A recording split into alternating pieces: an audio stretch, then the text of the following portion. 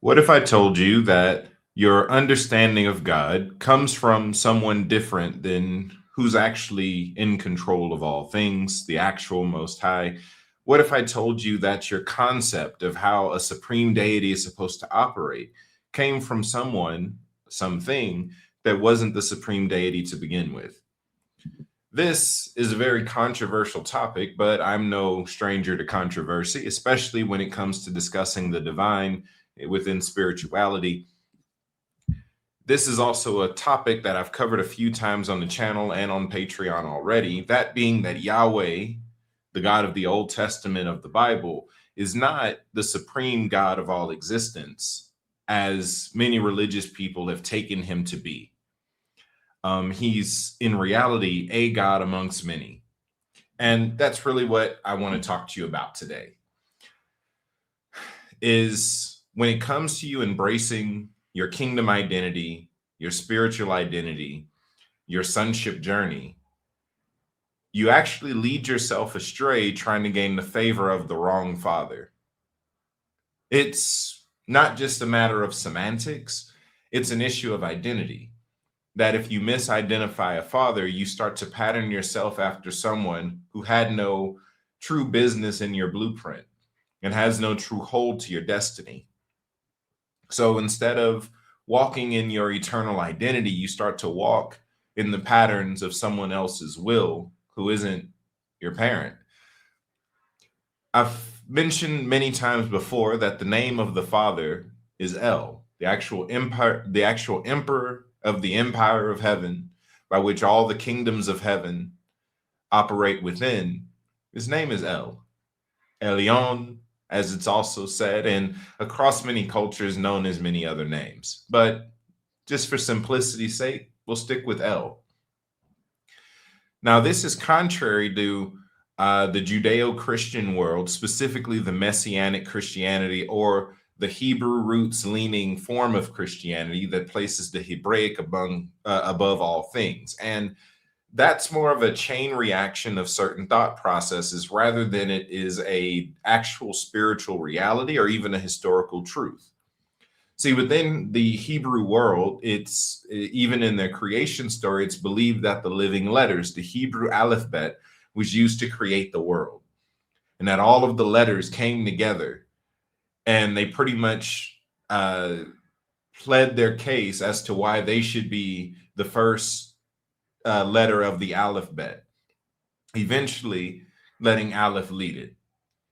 Now, this is fine as a metaphorical story, as a mythological story, but it doesn't hold up in spiritual reality or in history because there's languages much older than Hebrew. The world didn't begin with Hebrews, nor is it going to end with Hebrews. As powerful as the Hebrews are and as important as they are to human history, and especially to the Bible, the world didn't start with them. Even when we look at the Bible, specifically the parts of the Bible that we often skip, which we call the begats, which is following the genealogies of men and their descendants. It's crossing between multiple cultures. I'll tell you this, the first Hebrew doesn't show up until Abraham, but the name Hebrew is from one of Abraham's ancestors whose name is Eber, which means everything before Abraham wasn't a Hebrew. Yet they were speaking languages, they had codes, they had their own culture. Long before Moses wrote a law, they had laws. There was righteous and unrighteous, which meant that a concept of righteousness and engagement with the divine was already something they were engaging in before they had a law to do so with. They were able to be designated as righteous or wicked based on something. Keep in mind, you have figures like Noah. He's not a Hebrew. You have figures like Adam, Abel, Cain, and Seth. They are not Hebrews. I'm saying this for a reason is because the Hebraic, if you place it above all things, it throws you into a world of deception. It, in its own way, is a form of racism. And truthfully, racism is why the Hebraic is clung to so hard, is because the modern world believes that Hebrews are white people, so they're more inclined to trust their spiritual knowledge. Now, apart from that, this goes with the nature of the God that they're dealing with. Because when you read the Old Testament, one of the obvious things that many people have pointed out is that the nature of the Old Testament God and Yeshua are so different from each other. And there's several times throughout Scripture where Yeshua is in direct opposition to the ways in which the Old Testament God operated. At times, even directly criticizing, and you can even say demonizing the work of the Old Testament God. Now, this spits in the face of the idea that this is his father, or that this is who he is a representative of. And a great example being, you have Elijah, prophet of Yahweh in the Old Testament. He calls down fire on Mount Carmel. And then, in order to win the battle against the prophets of Baal and Asherah, he beheads them. Later on, he goes and he overhears a conversation between some generals and their armies, talking about how they're going to leave their region to go and invoke the God of another region. So Elijah is sent to intercept them, and he calls down fire and scorches them. Pretty powerful stuff. Well, there comes a moment where we're in the New Testament now. Some people are talking trash about Yeshua, and his disciples look to him and say, hey, do you want us to call down some fire and handle that for you? And he says, oh, no, you don't know what spirit you're of. We don't do that over here. Now, he's rebuking them for something that, quote unquote, God instructed and empowered a prophet to do in the Old Testament. Now, if they're of the same spirit, why would he be criticizing the work of the spirit that he's of, or the spirit that he's sent by, or the spirit that he's supposed to be an embodiment of? The narrative doesn't match the theology. His words contradict modern philosophy and theology. Now, again, the reason why I'm talking about this is that as long as you think Yahweh is your father, you're patterning yourself off of the wrong image, which means there's a portion of your identity that you never walk in.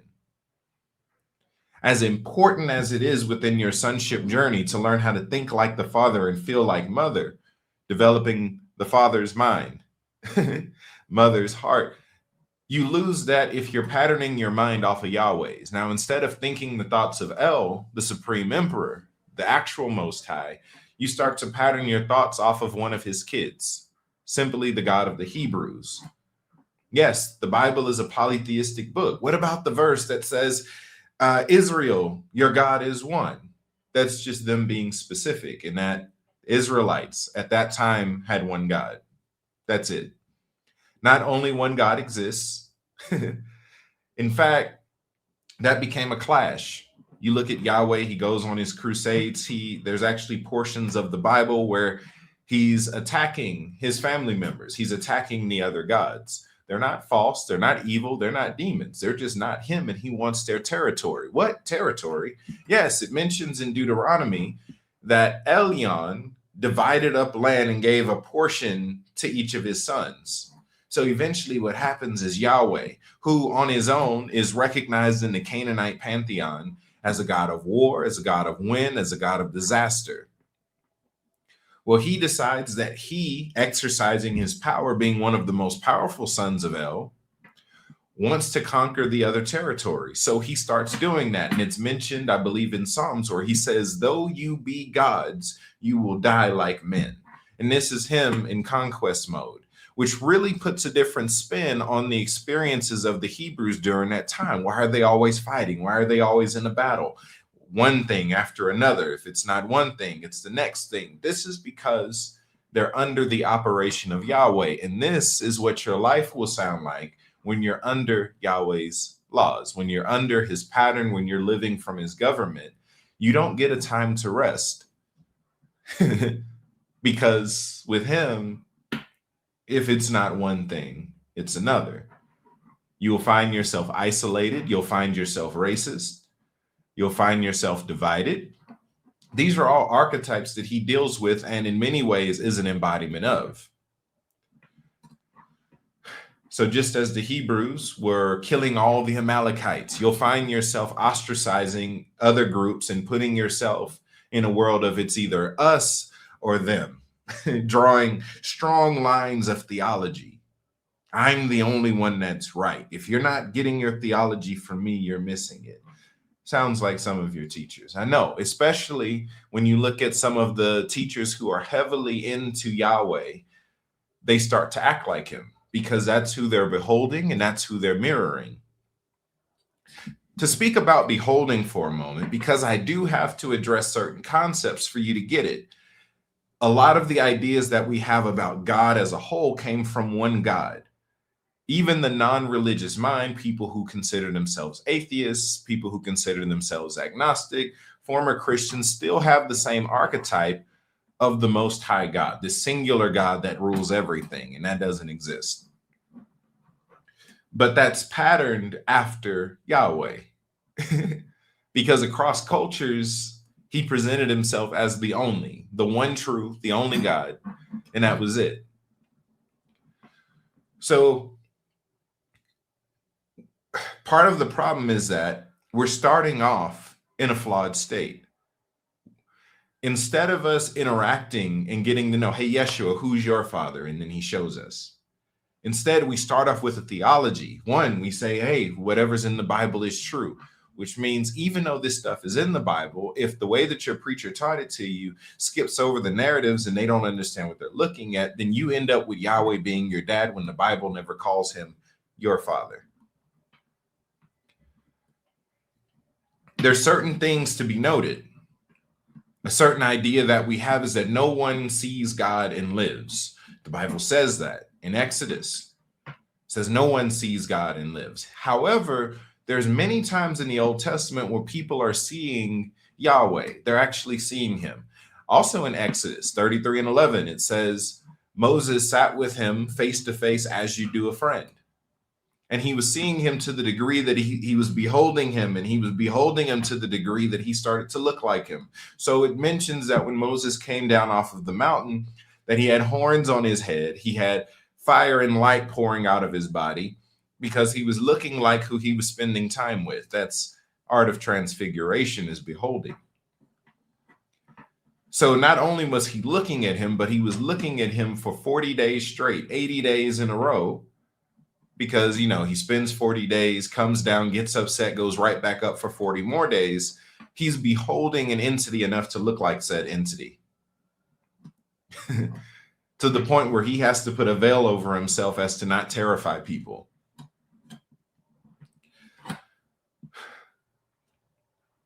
But again, there's several instances in the Old Testament where people are seeing Yahweh. Also in the book of Numbers, again, story with Moses. Moses gets married to an Ethiopian. Aaron and Miriam get racist. They don't like his wife. They start talking about him and his wife. Yahweh comes out of the temple, stands at the front and says, hey, the rest of you I speak to in dreams and mysteries and things that need to be interpreted. But for him, he meets with me face to face. The book of Isaiah, one of your preacher's favorite verses, says, in the year that King Uzziah died, I saw the Lord. He was high and lifted up. His train filled the air. He's looking at him. You mentioned the story of Joseph in Genesis, where the story of Jacob becoming Israel. He fights Yahweh in the wilderness. They are meeting and seeing this God. So how in the world does Yeshua show up and he says, and they start talking about the Father in the New Testament, and they say, oh, you've never seen this one. No one's ever seen this Father that I'm talking about. Narratively, that should tell you he's talking about someone other than the God that they have already been seeing. Too many people were seeing this supposedly unseeable God. So that doesn't fit narratively. He's talking about someone else. In fact, the heavens aren't named after Yahweh. Yeshua wasn't named after Yahweh. They try to make Yeshua into Yahshua to match Yahshua with Yahweh because, again, they're under the belief that that's his father. And that's not what's happening. Yeshua just means salvation, to save.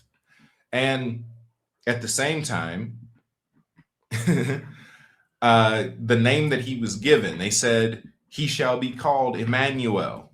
Emmanuel means God is with us. More specifically, El is with us. This speaks to who his father is. His name wasn't Emmanuel. In fact, when you look at the archangels, none of them are named after Yahweh. You don't have Micaiah, you don't have Uriah, Gabriel. You have none of the angels, none of the archangels named after Yahweh, because he's not in control he's not in control of the heavens. El is. Therefore, things actually carry his namesake and his structure. Which means that, just to be honest, as someone who's read the entire Bible several times, and by nature of my job, I study it and refresh myself over it every now and then, the Bible doesn't actually show, well, let's just say the actual Father, doesn't show up much at all. Two possible places he shows up. Well, two definite places. On the Mount of Transfiguration, he shows up. He says, "This is my son in whom I'm well pleased. Listen to him," when discussing Yeshua. Then during the crucifixion, the Father draws near in the form of a cloud again, which is great because even in that, another highly misunderstood verse says, "Lord, why have you forsaken me?" And we forget that he's actually singing a psalm. And the whole purpose of that psalm is that, of course not, you'll never forget me. You'll never leave me. You'll never forsake me, is the rest of the song. So he's not feeling abandoned. You can lose the theology that you got that says that God can't look upon sin. That doesn't happen. The Bible doesn't say that in context. What you're reading is one of the prophets of the Old Testament fussing at Yahweh because he's like, "Are you so holy you can't see all the nonsense that's happening? What's going on? Why aren't you fixing?" That's all that was. But that's what happens when you build theologies off of isolated verses. You miss all the context. So now with that, you have the idea that, oh, Christ was so covered in our sin and our wickedness. He was so sinful in that moment that even the Father couldn't look at him. And that's not what happened. Yeshua was singing a song about how his Father would never leave him. Again, this has to be discussed in order for you to break the Yahwehism of your mind. You have to start beholding El as your Father instead of Yahweh. Because without it, again, you start to take on the patterns of the wrong father. You start to put on the wrong mind, which creates incongruencies within the self and incongruencies in your ministry, in your work, in your sonship. Sonship, family, relationship is so important. Intimacy is the currency of the kingdom. It's about who you know and how well you know them, not what you have or how much money, how much power. Connection is the currency. So if you're spending all your time connecting with and beholding the wrong person, apart from how beneficial Yahweh can be, he's not your Father. He's not. The Father that Yeshua called us into reconciliation with, or more so just brought us into the knowledge of, is El. The world already knew Yahweh and was suffering because of it. They already had that. A lot of this even comes with a flawed understanding of what happened in the garden. I've done videos on that, but let's just say the garden narrative isn't what it was all chalked up to be. The God of the Old Testament was still Yahweh. The serpent in the garden was Yeshua. Again, them fighting, their brothers fighting over the destiny of humanity. One says, "I want you to work." The other says, "You're my equal." One says, "You're servants." The other says, "You're gods." And it's been that way since our beginning. So in the same way it says that you can't serve Yahweh and Mammon, it's kind of hard for you to serve or listen to Yahweh and Yeshua at the same time, because their kingdoms are complete opposites. Yeshua is trying to get you to rule and reign alongside him. Yahweh is trying to get you to serve him. Earn your way up.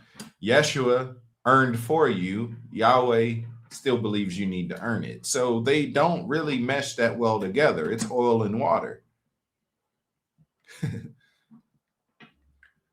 So as you start to detox from the Yahweh in your system, it makes it much easier for you to embrace your actual Father.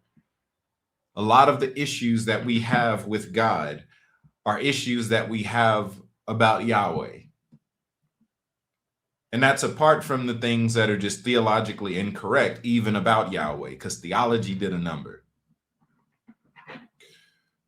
But again, you have to start off with a clean slate.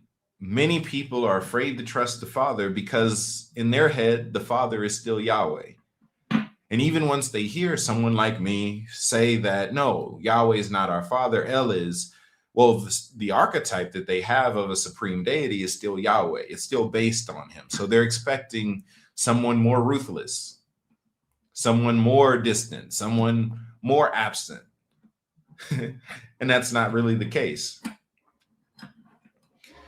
El just operates completely different. Him and Yahweh aren't very similar,